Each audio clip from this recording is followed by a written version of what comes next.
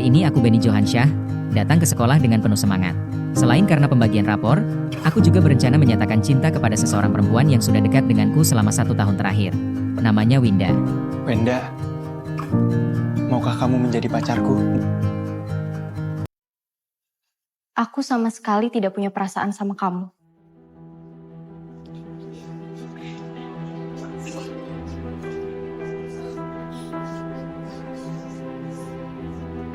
Tapi, bukankah selama ini kita deket?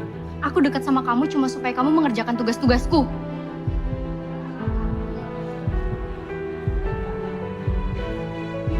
Lagi pula, aku sudah pacaran dengan Anton sejak lama. Setelah itu, dunia terasa berhenti. Aku sangat terpukul mengetahui Winda dekat denganku hanya untuk memanfaatkanku saja. Kamu pikir kamu bisa dibandingkan dengannya? Kamu miskin, bahkan uang sekolahmu sering nunggak.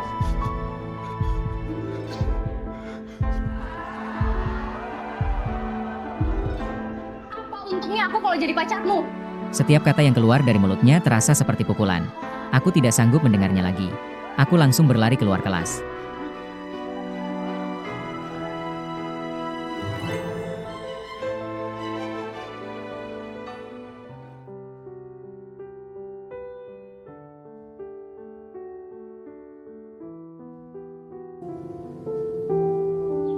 Di belakang sekolah, aku menangis cukup lama. Mengetahui aku hanya dimanfaatkan saja, dadaku rasanya seperti diremas. Tapi, saat itulah seseorang datang menghampiriku.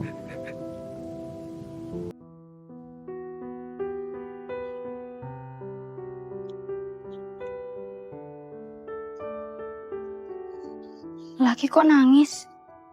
Sophie Anggraeni, putri pengusaha terkaya di kota ini. Meski berasal dari dunia yang berbeda, dia selalu mau berteman denganku.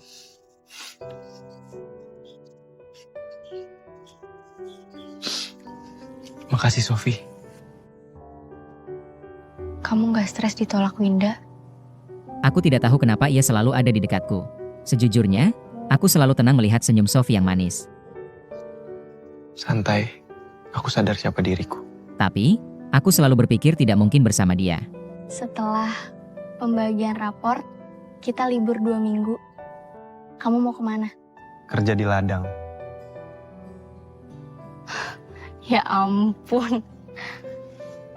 Sekali-sekali jalan-jalan juga dong, Jo. Aku tidak menangkap maksudnya, kami mengobrol cukup lama. Tapi aku langsung ingat bahwa aku harus bekerja. Jadi, aku berlari menuju sepeda ontelku, meninggalkan Sophie sendirian.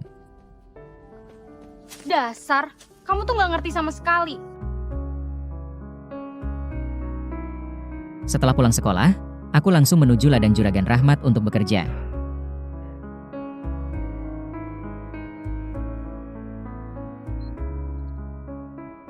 Bejo, ini bayaranmu.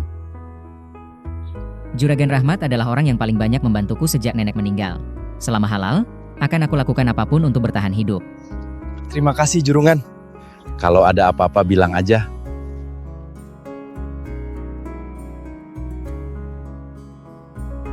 Rp300.000. Hanya segitu yang aku dapatkan selama bekerja. Aku memang tidak seberuntung namaku, Bejo, Benny Johansyah. Tapi, aku tidak pernah menyerah. Aku simpan sebagian besar untuk membayar tunggakan sekolah. Hanya dengan pendidikanlah hidupku akan jauh lebih baik. Sisanya harus cukup sampai 1 bulan.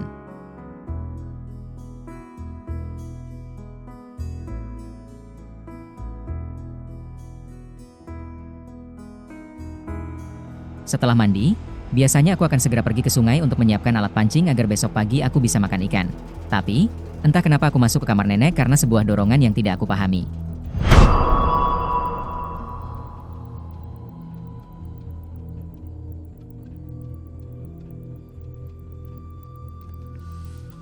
Aku melihat sebuah amplop tua di atas lemari. Aku mengambilnya. Di dalamnya ada cincin batu akik merah dan sebuah surat. Dari nenek.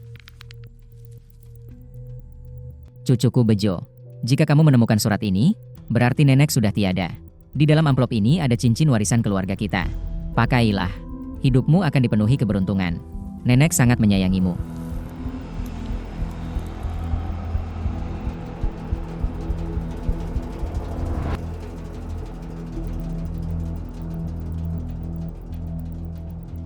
Aku baru saja memasang perangkap ikan, tetapi hujan mulai turun.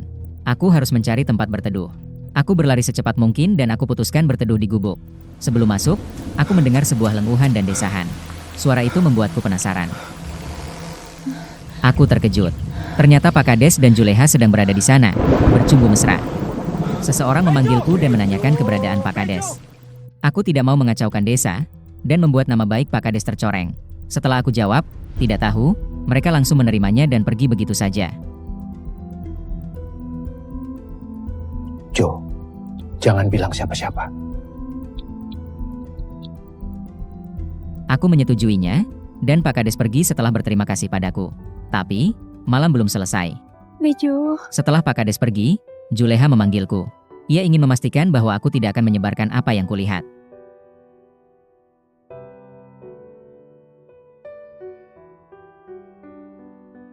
Percakapan kami berlangsung cukup lama.